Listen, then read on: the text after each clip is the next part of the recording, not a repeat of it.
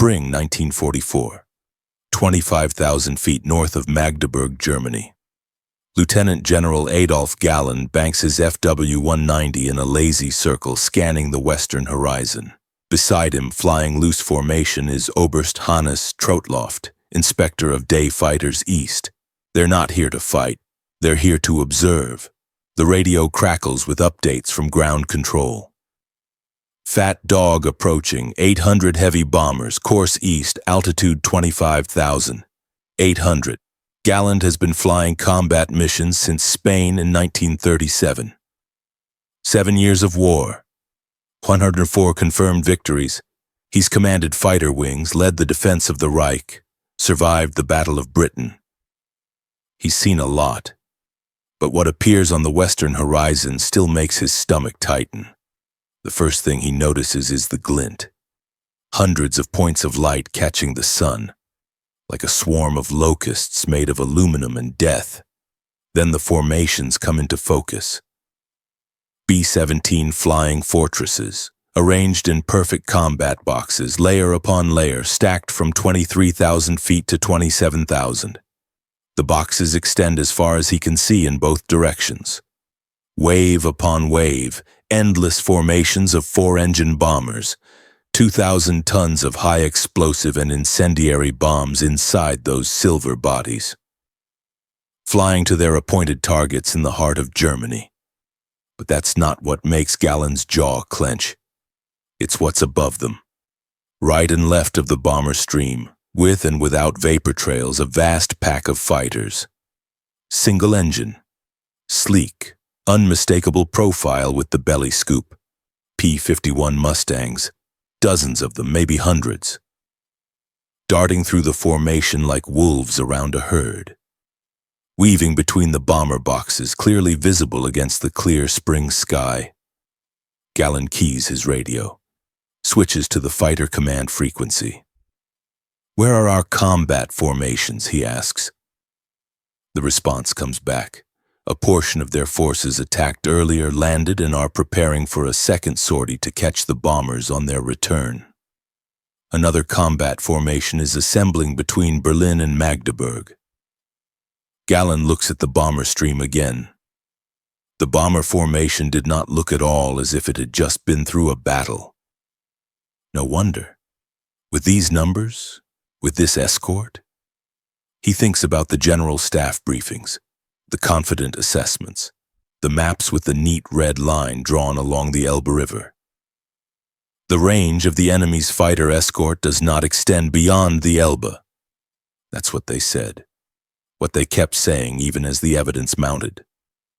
They stopped talking about the Ruhr long ago, but they still cling to the Elbe. Galland looks down. They're well east of the Elbe. The bomber stream is heading deeper into Germany. The Mustangs are still with them. His fingers itch.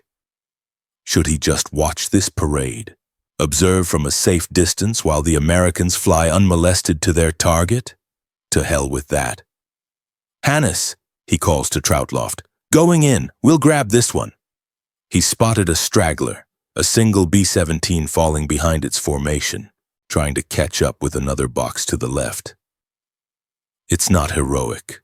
The smart play would be to dive straight into a tight formation and shoot down the lead aircraft, but that would be suicide. This straggler, though, it's vulnerable, exposed. They just have to move fast before it rejoins the protection of the formation. Galland pushes the stick forward. The FW-190 responds instantly. He's closing fast, 100 yards. The B-17's gunners see him. Tracers arc out. The bomber takes desperate evasive action. But Galland is in his element. This is what he's done 100 times before. The whole world narrows to this moment. Just him and this American bomber fighting for its life. His cannons blaze. 420mm shells per second hammering into the B-17's fuselage. Pieces of metal fly off. Black smoke pours from the No. 3 engine. The bomber jettisons its entire bomb load, 5 tons of high explosive tumbling away toward the German countryside below. Fire erupts in the wing tanks. Orange flames trail behind the stricken aircraft. The crew is bailing out. 1, 2, 3 parachutes blossom white against the sky. The B-17 is finished. Troutloff's voice explodes over the radio. "Achtung, Adolf Mustangs, I'm beating it, guns jammed." And then the universe turns to fire. 4 Mustangs. They'd been up high, flying top cover. They saw the attack. Now they're diving. All 4 open fire simultaneously. The burst comes from behind and above, exactly where Galland isn't looking. Tracers flash past his canopy. Bright streams of 50 caliber death. The FW-190 shudders, hits, multiple hits. Warning lights flare on his instrument panel. The right engine temperature spikes. Something's wrong with the hydraulics. More tracers. Closer this time. The FW-190 is shaking itself apart. The airframe groans. The right wing is taking punishment. Galland doesn't think. He acts. Stick forward, full throttle, diving away from the Mustangs toward the east, toward Berlin, away from the American formations. But they're on him, all 4 Mustangs. Their tracers are converging on his aircraft, walking up the fuselage, any second now. He does something that saved his life twice during the Battle of Britain, something desperate, probably crazy. He fires everything he has straight forward into empty air. His 4 cannons and machine guns all blazing at once, not at a target, just into the blue sky ahead of him, creating a massive cloud of gun smoke and shell trails in front of his aircraft. The pursuing Mustangs see it, suddenly impossibly smoke and fire erupting ahead of them. They think, what? That the German fighter can fire backward? That there's another German fighter attacking from ahead? It doesn't matter what they think, they break off. Right-hand climbing turn, 4 Mustangs peeling away in perfect formation. Gone. Galland levels out at 15,000 feet. His hands are shaking. The FW-190 is a wreck. Warning lights everywhere, engine temperature critical, hydraulic, pressure fluctuating. But he's alive. He limps home. Lands at Stocken with failing hydraulics and 1 engine barely running. Climbs out of the cockpit, looks at his aircraft. The fuselage is stitched with 50 caliber holes. The right wing looks like Swiss cheese. It's a miracle the fuel tanks didn't catch fire. This was the new reality, and it had a name, P-51 Mustang. The Americans called it the best fighter of the war. Galland, 104 victories, commander of Germany's fighter forces, veteran of 7 years of combat, had just learned why. December 1943.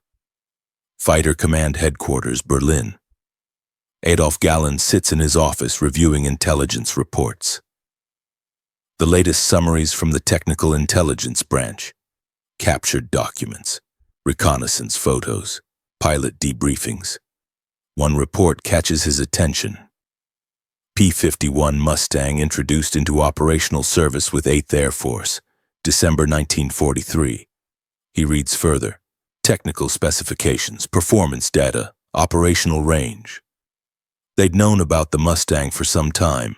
The early versions, the Allison engine models used by the RAF and USAF for tactical reconnaissance and ground attack. Those weren't a threat to German fighters, but this new version, the P-51B and P-51D, with the Merlin engine. Galland studies the numbers, maximum speed, 437 miles per hour at 25,000 feet, comparable to the ME-109G and FW-190A. Service ceiling, 41,900 feet, higher than German fighters. Armament, 650 caliber machine guns, devastating when concentrated. But it's the last number that makes him pause. Range with drop tanks, 1,000 miles, 1,000 miles. That means, he does the mental calculation, the Mustang can escort bombers from England to Berlin and back, with fuel to spare for combat. There is no target in Germany beyond the Mustang's reach. Galland sets down the report, lights a cigar, the ever-present trademark cigar that defines his public image. He's reading intelligence reports, but intelligence is abstract. Data on paper. The reality will be different. The reality will be blood. 6 months earlier, October 14, 1943. This was the Golden Age, the second Schweinfurt raid. The Americans call it Black Thursday. 266 B-17s penetrate deep into Germany, target the ball-bearing factories at Schweinfurt, critical to German war production. The bombers fly without fighter escort beyond the German border. The P-47 Thunderbolts don't have the range. They turn back at the Eifel Mountains. The B-17s continue alone. Into the teeth of the German fighter defense, Galland sends up everything he has. Every available fighter, every destroyer unit, nearly 300 aircraft in total. And they tear into the Americans, wave after wave of attacks, from the front, from the sides, from above. Me-109s and FW-190s diving through the formations, Me-110 and Me-410 destroyers standing off and launching rockets into the packed bomber boxes. The Americans fight back with desperate courage. Their 50 caliber machine guns create curtains of fire around each formation. Some German fighters are literally blown apart by the concentrated defensive fire, but the German fighters keep coming.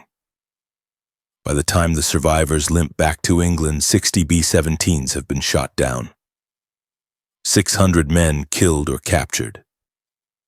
Another 17 bombers damaged beyond repair. The 8th Air Force has lost nearly a quarter of the attacking force. Black Thursday. For the Germans, it's a triumph. Proof that daylight strategic bombing is unsustainable. That American losses will force them to abandon deep penetration raids. The white rings multiply on gun barrels. The victory markers accumulate. Pilots celebrate. This is the high water mark. This is as good as it gets. Because the Americans are learning, they're solving the problem, and the solution has a name. The problem wasn't new. American bombers had been raiding Germany since 1942. But the raids were limited by fighter escort range. The P-47 Thunderbolt, a powerful fighter, could initially escort only 150 miles from base. Even with drop tanks, only 300 miles. That meant German fighters could wait until the escorts turned back, then attack the bombers with relative impunity. German tactics evolved accordingly. Hit the bombers beyond escort range, use destroyer units with heavy armament, 3 cm and 5 cm cannons, 21 cm rockets to break up the formations. Then single fighters could pick off the scattered bombers one by one. It worked. For a while. But the Americans weren't static. They were innovating. The P-51 Mustang was originally designed for the British. A good airplane with a fatal flaw. The Allison engine lost power above 15,000 feet. Then someone had an idea. Take the Mustang airframe, sleek with incredibly low drag, and mate it with the Rolls-Royce Merlin engine, the same engine that powered Spitfires. The result was extraordinary. A fighter with the performance to match Me-109s and FW-190s in combat, but with double or triple the range. The first P-51Bs arrived in England in November 1943. By December, they were operational. By January 1944, they were hunting German fighters over the Reich. And the German fighter force began to die. The Mustang didn't just have range. It had the complete package. Speed. At 437 mph, it could catch any German fighter. Climb rate, not the best but good enough. Maneuverability, excellent at all altitudes, better than the FW-190 above 20,000 feet, competitive with the Me-109. Visibility, the bubble canopy on the P-51D gave pilots near 360-degree vision. They could see German fighters coming. Firepower, 650 caliber machine guns. American pilots called them 50 cals. Germans called them devastating. 2 seconds of fire from all 6 guns put 120 rounds into the target, enough to saw a fighter in half. Reliability. The Merlin engine was bulletproof, literally. It could take battle damage and keep running. Production. North American aviation was building them by the thousands. By mid-1944, hundreds of Mustangs flew on every major raid. But the real genius of the Mustang was tactical. The Americans learned from their mistakes. Early escort doctrine was defensive. Stick close to the bombers, protect them directly. It didn't work. The fighter glued to a bomber formation isn't offensive, it's reactive. It waits to be attacked. The fighter pilot who is not at all times and in all places offensive loses the initiative of action. Galland wrote that. He understood it from the Battle of Britain, where German fighters tied to close escort of bombers had suffered the same fate. The Americans figured it out too. By January 1944, Mustang tactics changed. Offensive fighter sweeps, aggressive free-for-all combat, hunt German fighters wherever they can be found. The Mustangs ranged ahead of the bombers. They hit German fighters during assembly, they attacked them during climb-out. They caught them when they broke away to rearm and refuel. And they had the range to do it all the way to the target and back. The Germans were trapped. Their orders: attack the bombers. The reality: the Mustangs won't let them reach the bombers. It was a tactical checkmate, and German fighter losses started to climb. March 16, 1944. Augsburg area, southern Germany. The bomber stream is inbound. Target: Messerschmitt factories. The Americans want to destroy the source of German fighter production. Zerstörer-Geschwader 76. Destroyer Wing 76 is scrambled. 43 Me-410 heavy fighters take off from their base. The Me-410 is a potent bomber killer. Fast for a twin-engine aircraft, armed with 2mm cannons, 3mm cannons, and 21mm rockets, designed to stand off from bomber formations and launch devastating attacks. Against unescorted bombers, it's deadly, but the bombers aren't unescorted anymore. The Me-410s begin their assembly, climbing to altitude, forming up in attack formation. That's when the Mustangs hit them. The American fighters dove out of the sun. They'd been high and waiting, watching the German fighters struggle to gain altitude and form up. Now they attack with overwhelming advantage. Altitude, speed, position, numbers. The Me-410s are caught in the worst possible situation, still climbing, not in position, focused on forming up, not on defense. The Mustangs tear through them. 50 caliber rounds hammer into cockpits, engines, fuel tanks. The Me-410 is fast but fragile. It catches fire easily. The crew positions make bailing out difficult. Burning aircraft spiral out of formation. Parachutes blossom, the lucky ones who got out. Many don't. The formation disintegrates. Individual aircraft try to flee. The Mustangs pursue, pick them off one by one. 26 Me-410s shot down. Another 10 so badly damaged they crash land. 7 return to base. 7 out of 43. And they only shot down 5 bombers. 5. The kill ratio is catastrophic. The operational loss is unsustainable. Galland reads the after-action report with mounting dread. Such losses could not be sustained for any length of time. He's right. They can't be sustained. But they continue anyway. The problem cascades through the entire German fighter force. The destroyer units, those specialized bomber killers, can't survive contact with Mustangs. They're withdrawn from frontline service, given escort, used only when Mustangs aren't present, which means they're effectively neutralized. The single-engine fighters face an impossible dilemma. Their orders from Göring himself. Only the bombers are to be attacked. Ignore the escort fighters. It's madness. Tactical suicide. To shoot down bombers, you must first survive the fighters. But German fighters are ordered not to engage the very aircraft killing them.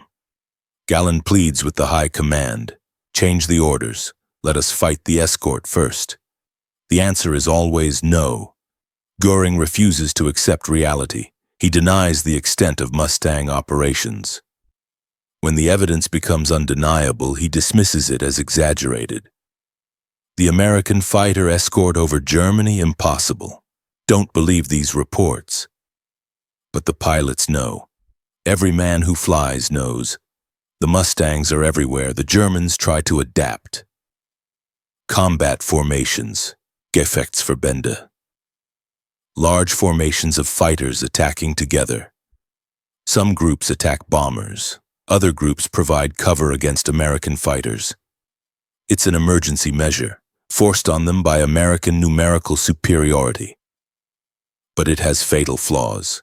Combat formations are unwieldy. They take time to assemble, time to climb to altitude, time the Mustangs use to position themselves for advantage, and they violate the fundamental principle of fighter combat.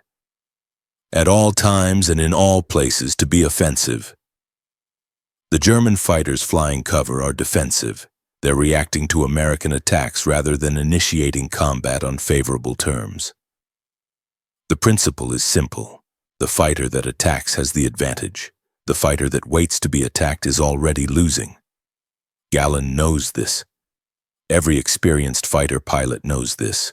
But the orders don't change. The results are predictable. German fighters caught in rigid formations attacked by aggressive Mustang pilots with tactical freedom. They die. When Mustangs attack, the carefully organized German formations break apart. Defensive breaks, diving away, individual aircraft scattered across the sky. Any cohesion of the unit was lost, and singly our fighters were finished off by the enemy who outnumbered them greatly. The Luftwaffe is learning to run, to bank away and dive for the deck. They're forgetting how to fight. April 1944. Galland writes his assessment. It's blunt, disconcertingly frank. He abandoned the diplomatic language expected of staff reports.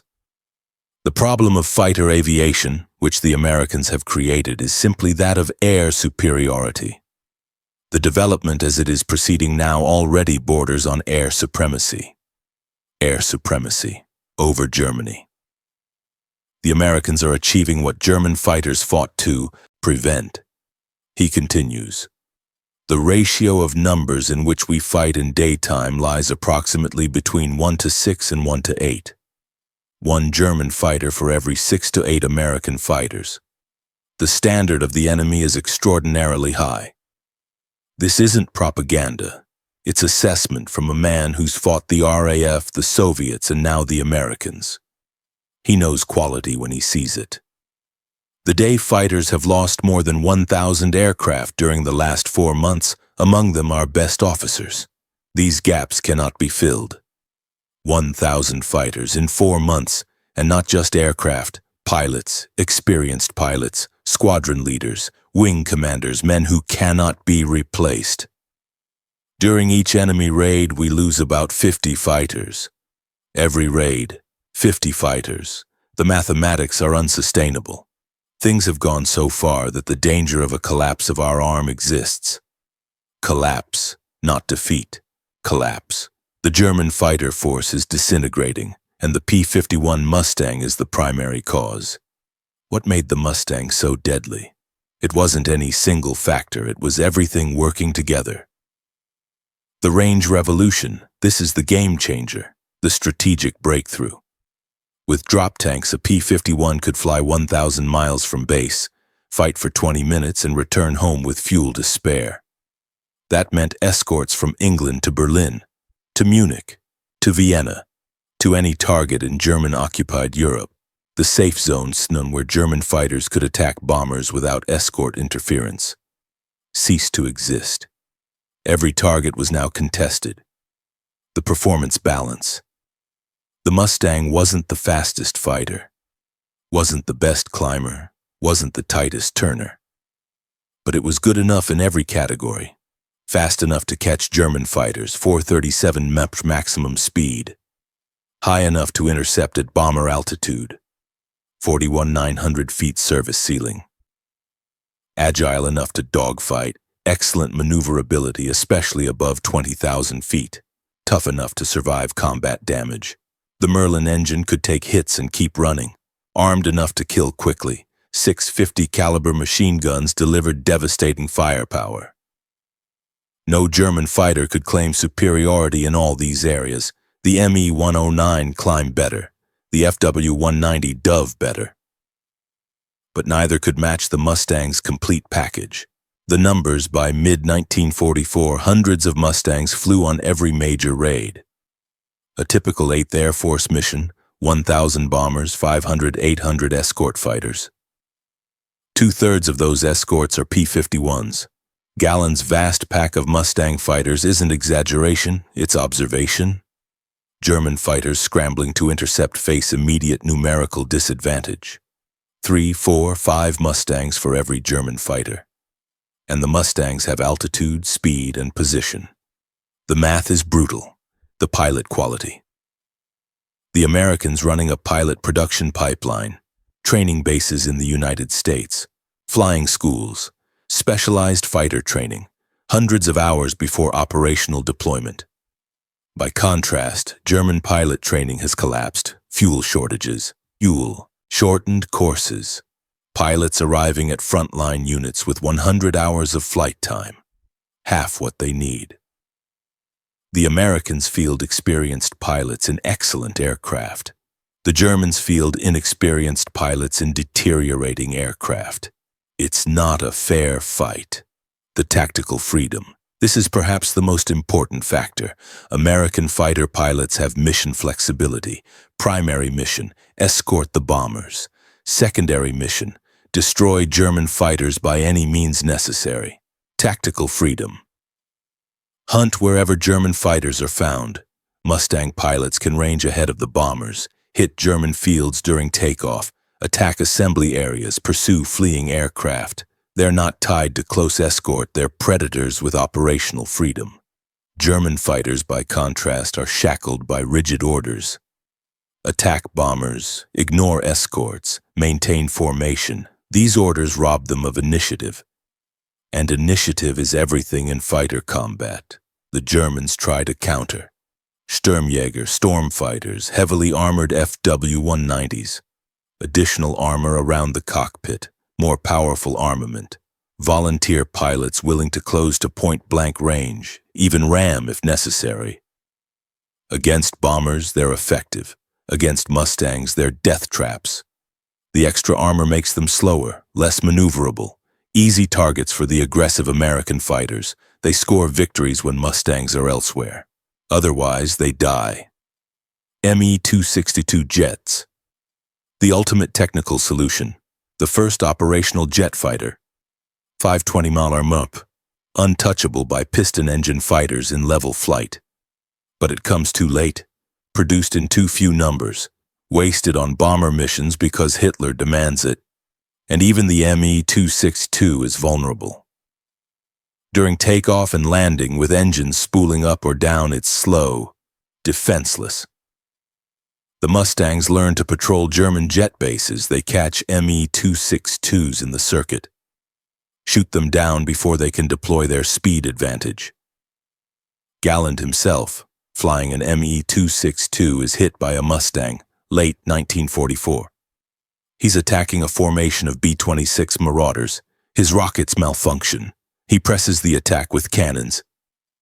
Then 4 Mustangs bounce him, hits to both engines. Instrument panel shattered, right knee hit by shrapnel. The Me-262, fastest fighter in the world, is a flying wreck. Galland manages to dive away, shut down the damaged engines, and glide to a crash landing at Munich.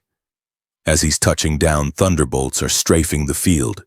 He rolls his dying jet to a stop, leaps out, and dives into the nearest bomb crater. Even in a jet, the Mustang almost killed him. Nothing works. Every tactical innovation, every technical solution, every strategic adjustment. The Mustang and its pilots adapt faster. The Americans have everything the Germans lack. Numbers, range, pilot quality, tactical flexibility, industrial capacity. And they have the P-51 Mustang, the fighter that makes it all possible. By late 1944, the verdict is clear, not in propaganda, not in political speeches, but in blood and wreckage and empty chairs at the pilot briefing rooms. The American fighter escorts, primarily the Mustang, have won the air war over Germany. German fighter losses are catastrophic. April through October 1944, over 2,500 fighter pilots killed. That's more than 400 per month, more than 13 per day, every single day. Experienced pilots dead, squadron leaders dead, wing commanders dead. The men who trained the new pilots dead. The pilots who understood tactics and strategy dead. Replacements arrive with minimal training. They last days, sometimes hours. The Mustang doesn't just kill German fighters, it kills German fighter pilots. And they cannot be replaced. The strategic impact is total. With the German fighter force neutralized, American bombers operate with relative impunity. Oil refineries destroyed, synthetic fuel plants obliterated, transportation networks shattered. By early 1945, the Luftwaffe is grounded not by combat losses but by fuel starvation. Squadrons of fighters sit idle on airfields, no fuel to fly them. The bombers that roll off production lines, no fuel for test flights. They're scrapped where they're built. The vaunted German war machine grinds to a halt. Not because of one battle, not because of one campaign, because the P-51 Mustang made strategic bombing possible. Galland never made an official statement declaring the Mustang the war's best fighter, but his words, scattered through reports, assessments, and his memoir, tell the story. In December 1943, the P-51 Mustang was introduced into the 8th AAF. Simple, direct, but written with the weight of recognition. With the increasing strength of the Mustang fighter escort, we also lost more of our fighters. Cause and effect. Mustangs arrive, Germans die. The ratio in which we fight today is about 1 to 7. The standard of the enemy is extraordinarily high. This from a man who shot down 104 aircraft. A man who commanded the entire German fighter force. He's not praising the enemy, he's stating facts. At the moment, I would rather have one Me-262 than 5 Me-109s, said in April 1944 when the Me-262 was still experimental. When the Me-109 was the backbone of German fighter defense, he's saying the Me-109 can't compete. Not 5 to 1, not against what they're facing, and what they're facing is the Mustang. The final recognition comes not in words, but in survival. Galland flies combat missions throughout 1944, engages bombers, fights escorts, nearly dies multiple times. The B-17 attack where 4 Mustangs bounced him, barely escaped. The Me-262 mission where a Mustang shredded his jet, crash landing. Countless other encounters where the Mustangs were there, always there, outnumbering and outperforming German fighters. He survives the war. 104 victories, survives the purges, the internal politics, the desperate final battles. And in his memoir, written after the war, he's honest in a way few German commanders were.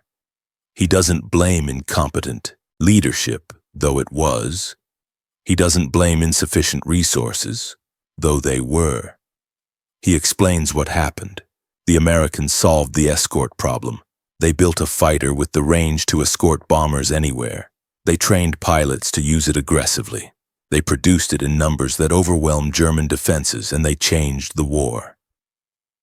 Spring 1945, Germany is collapsing. Adolf Galland, relieved of command, forms JV-44, Jagdverband 44. An elite unit flying Me-262 jets. They score victories, shoot down bombers, prove the jet fighter's potential. But it's too late. The Mustangs are everywhere, thousands of them, roaming the skies over Germany unopposed. Galland's jets take off and land under Mustang attack. They fly missions and return to find their airfields strafed. The war is lost, not because of generals or politics or grand strategy. Because Germany lost control of its own airspace, and the P-51 Mustang, with its 1,000-mile range and its aggressive pilots and its .650 caliber guns, took it away. Return to that moment over Magdeburg, spring 1944. Galland in his FW-190 800 bombers inbound, Mustangs everywhere, he shoots down a straggler. 4 Mustangs bounce him, he barely escapes. That engagement, that single desperate fight contains the entire story. The general of fighters, 104 victories, 7 years of combat experience, reduced to fleeing for his life from 4 American fighters. Not because he's a coward, not because he's incompetent, because the Mustang is better. Better range, better numbers, better tactics, better everything. The question was never, did Galland think the Mustang was the best fighter? The question was, could any German pilot who faced Mustangs think otherwise? The answer is no. The P-51 Mustang didn't win the war alone, but it made winning possible. It escorted the bombers that destroyed German industry. It shot down the fighters that would have stopped those bombers. It seized control of German airspace. And every German fighter pilot who survived the war knew the truth. When the Mustangs came, death came with them. Adolf Galland never said those exact words. The P-51 was the war's best fighter. But he didn't have to. His desperate survival said it for him.